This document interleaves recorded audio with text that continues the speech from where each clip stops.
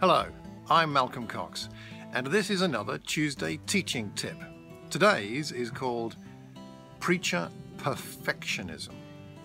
You know what it's like. You've been preparing a lesson, perhaps you're near the end of it, but you just can't let it go. You can't put it down. You can't stop. You can't just relax. You can't be at peace about it, and you worry and worry in those last few moments before you leave to go to wherever you're going to teach and preach, or perhaps as you arrive, and your mind is churning about the things that you think are still to be tidied up, and there's a perfectionism streak in you, and you like that perfectionism streak, perhaps because it makes your sermons better, but also it burdens you. And not only does it burden you in the preparation, but it burdens you in the delivery, because you're still thinking about how the lesson could be improved and should be improved, and how bad it will be if it's not improved, rather than relaxing into and enjoying the delivery and thinking about the content and the purpose and the meaning of what we're talking about.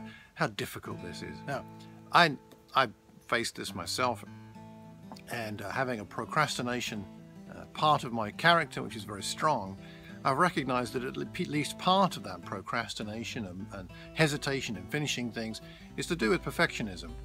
Perfectionism can paralyze us, and that's so sad when we have something so important to talk about to people who really want to hear it. So what do? First of all, we recognize that perfectionism is not a spiritual quality. It sounds spiritual. I want to be just like Jesus, exactly like him, and of course we want to be more like him. But we're never going to be Jesus in this life, are we? We're still going to need forgiveness till the day we die. That's true in preaching and teaching as much as anything else in the Christian life. And so, although we have verses like Matthew 5:48 going through our mind, be perfect therefore, as your heavenly Father is perfect, we might want to remember that another translation of that word perfect can be complete. Be complete. In other words, be growing into the likeness of Christ. And I think if I'm becoming more like Christ as preacher, more like Christ as teacher, that's going to have to do, because I'm only where I'm at.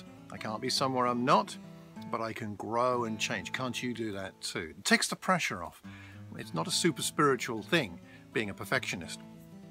We tend to measure ourselves against the people we consider to be perfect speakers, not that there are any such things, but we measure ourselves in that way, and perhaps also we're afraid.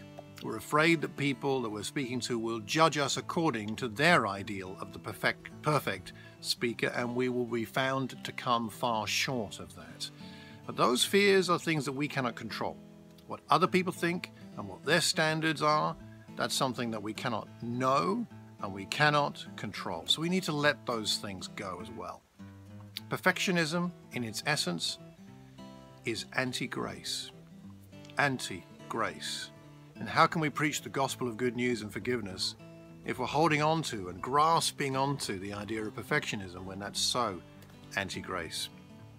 And perfection is not the same as excellence. Excellence is a different thing. We should be striving for excellence, be the best we can, and produce and deliver the best lesson we can. But excellence is not the same as perfection, because perfection cannot be improved on, whereas excellence can still be improved. If this lesson is excellent, then the next one can be a bit more excellent. It can be still improved further. And so excellence is good, perfectionism is not. Solutions. What do we do when we're stuck and we are worried about our lesson? Number one, as we talked about, pursue excellence. Just consider that. Do your best to be as excellent as you can in your delivery and your preparation. Be your best. You can't do or be more than that. Pursue excellence. Secondly, remember that your audience are almost certainly thinking positively about you. There may be some mistakes, there may be one or two harsh critics, but the vast majority have turned up because they want to hear what you have to say. So think positively about your audience and don't worry about the minority of critics. Thirdly, make it personal. These people came to hear you. They want to hear from you in all of your imperfection. Only if you are imperfect are you like your audience, who are also imperfect. So be yourself, and don't worry about trying to be somebody and something that you are not and cannot be, and God has not called you to be. Finally, pray.